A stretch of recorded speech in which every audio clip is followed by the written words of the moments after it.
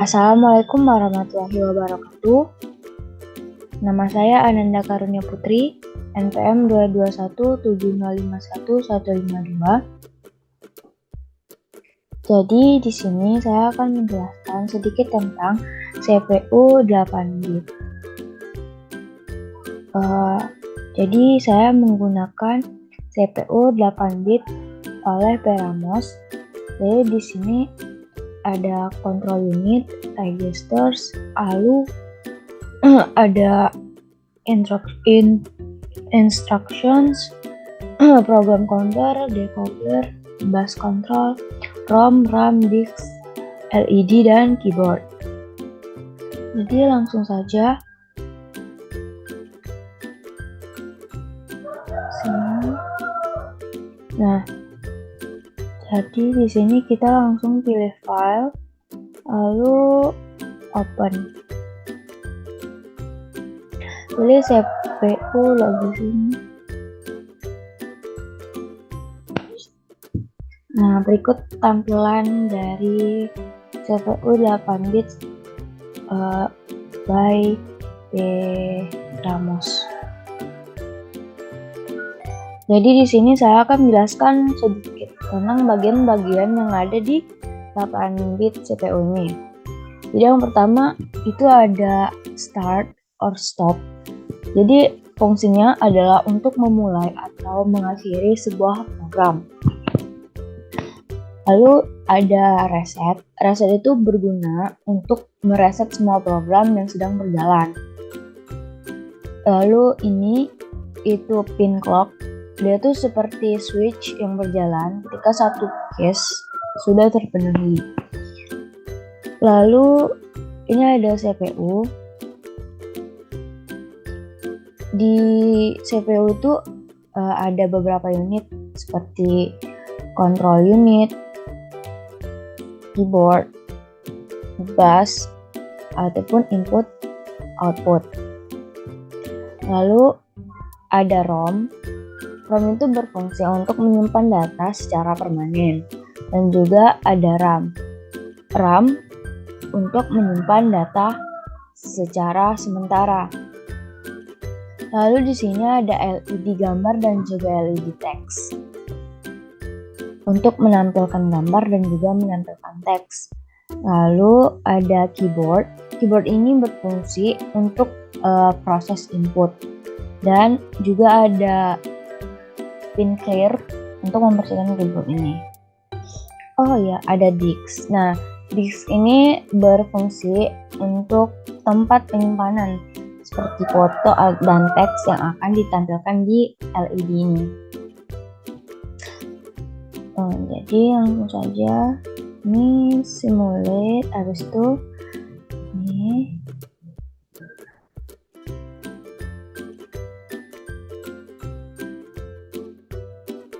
start. Nah, setelah itu dia akan menampilkan ini.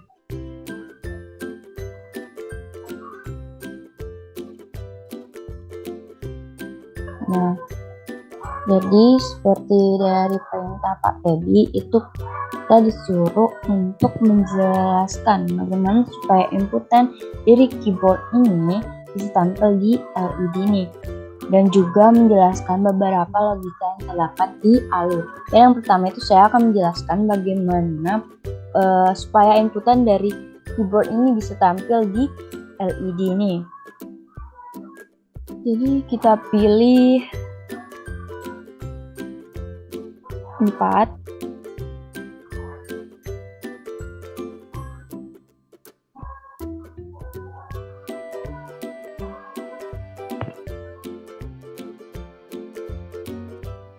Kita pilih 2,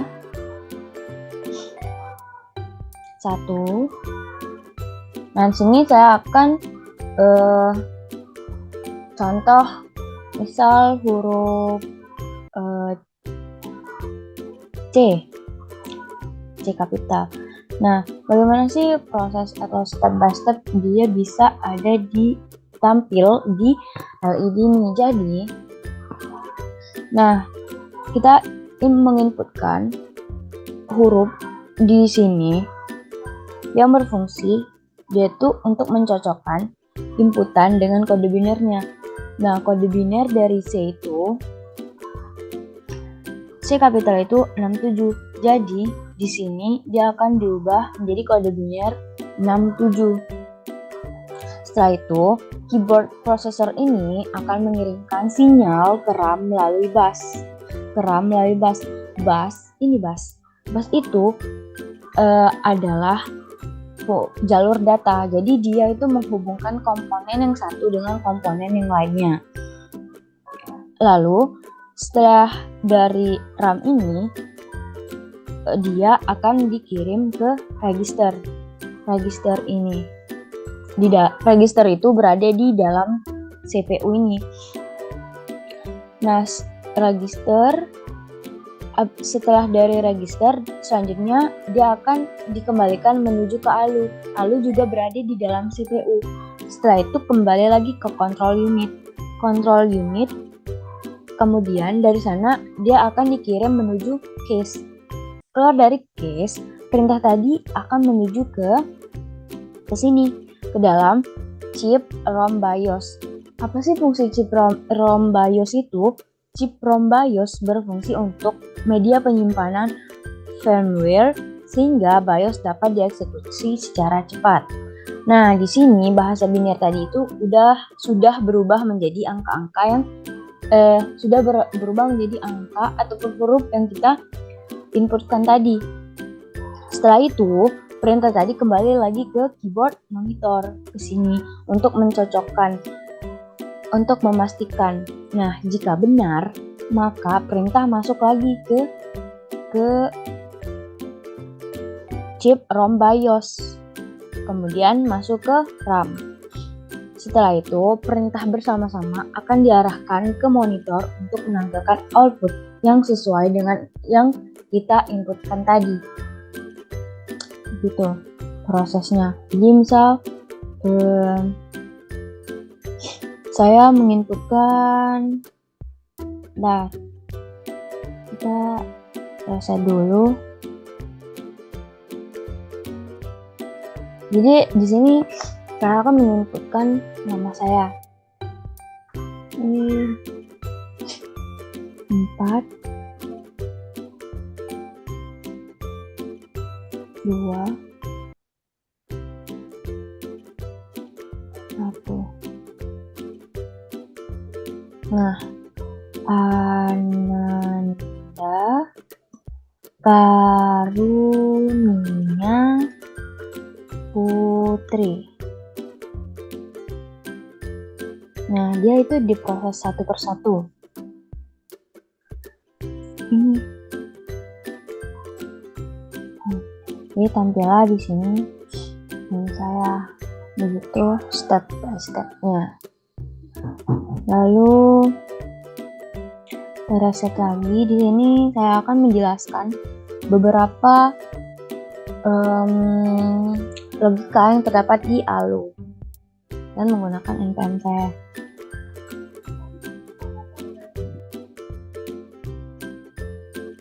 Ini nomor 1. Sini gambarnya berubah.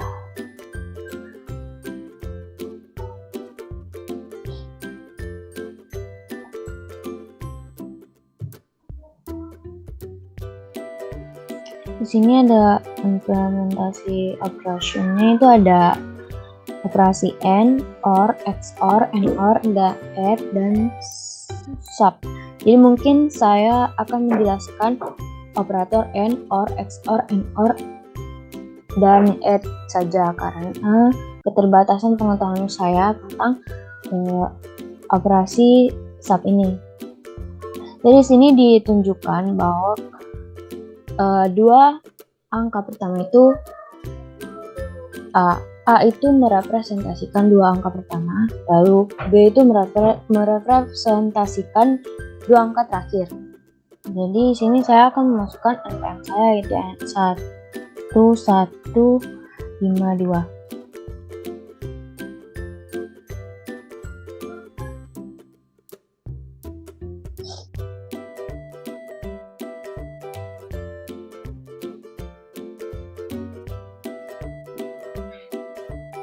Jadi di sini saya akan menjelaskan sedikit tentang bagaimana cara mengubah bilangan desimal menjadi bilangan linear. Jadi di sini nih, misal ini kan bilangan biner itu ada 4 ya. Misal bilangan biner itu ada 4, 0, 0, 0, 0. Nah, jadi di sini tiap angka itu ada tiap angka di sini itu ada nilainya. 0 yang pertama itu bernilai 8, 0 yang kedua itu bernilai 4, 0 yang ketiga itu bernilai 2, dan juga 0 yang terakhir itu 1. Jadi, misal bilangannya itu 8. Bilangannya itu 11. Jadi 11 kan berarti berapa sih biar bisa 8 tambah berapa biar bisa 11? 8 tambah 3 berarti yang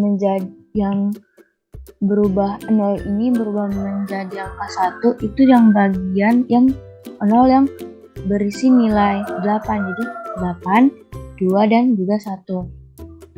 1 berarti angka biner itu 1, 0, 1, 1. Itu untuk angka 11. Misal angka NTM saya itu kan 1. Berarti bilangan binernya itu 0, 0, 0, 1. Lalu 5. 5 itu bilangan binernya 0, 1, 0, 1. Lalu 2 itu bilangan binernya 0, 0, 1, 0. Begitu. Lalu bilangan desimal ke bilangan biner ya. Kalau dari bilangan desimal ke bilangan desimal ke heksadesimal itu kan heksadesimal itu dari 0 sampai 15. Nah, yang dari angka 0 sampai 9 itu sama dengan masih tetap angka biasa. Tapi kalau dari 10 sampai 15 itu sudah digantikan dengan huruf.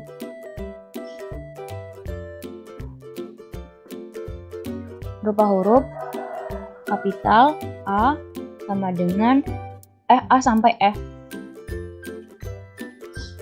Begitu. Ke sini.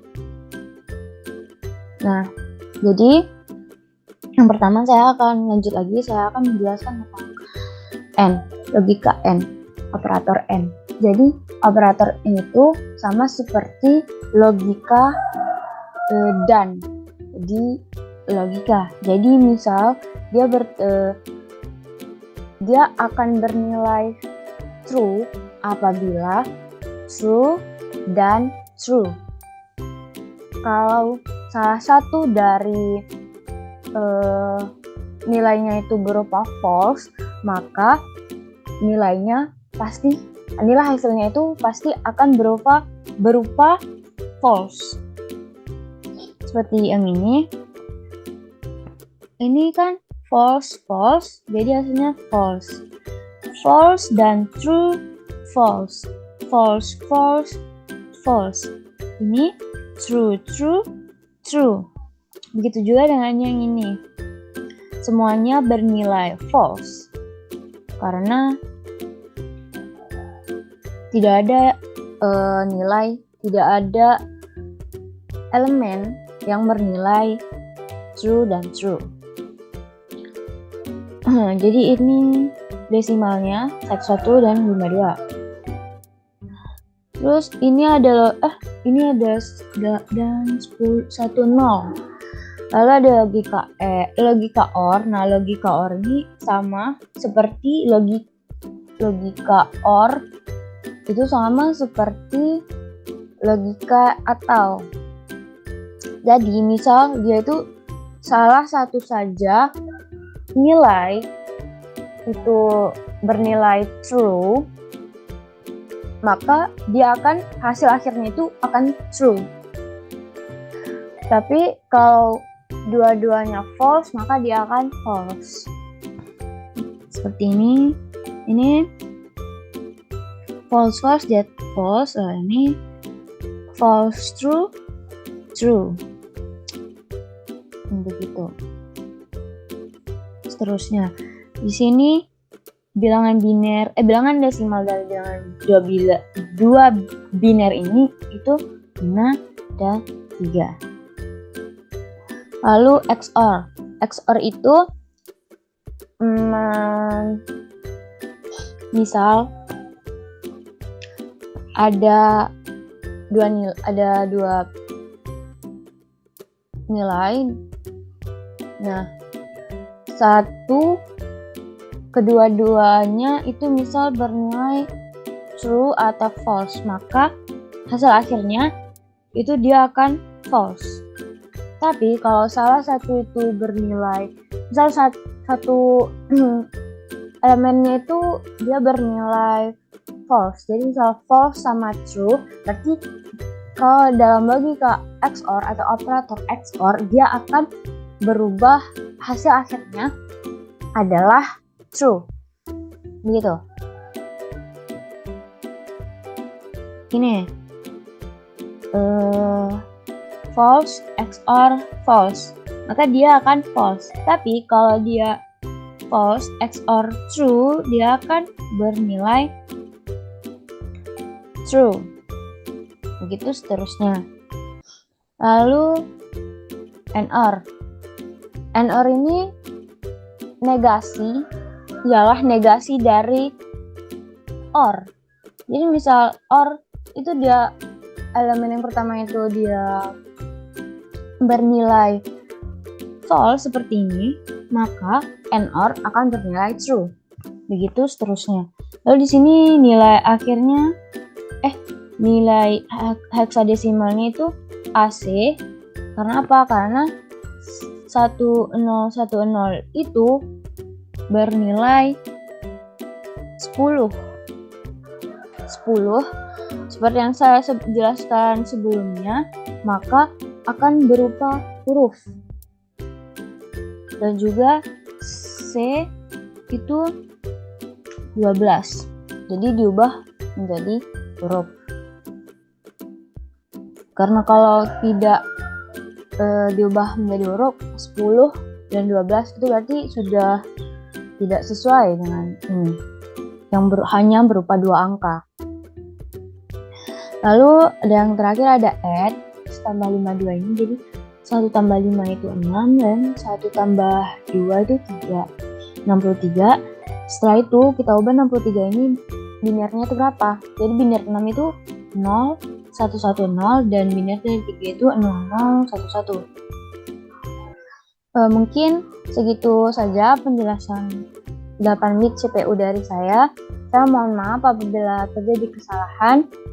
Saya akhiri. Wabillahi taufiq wal hidayah. Wassalamualaikum warahmatullahi wabarakatuh.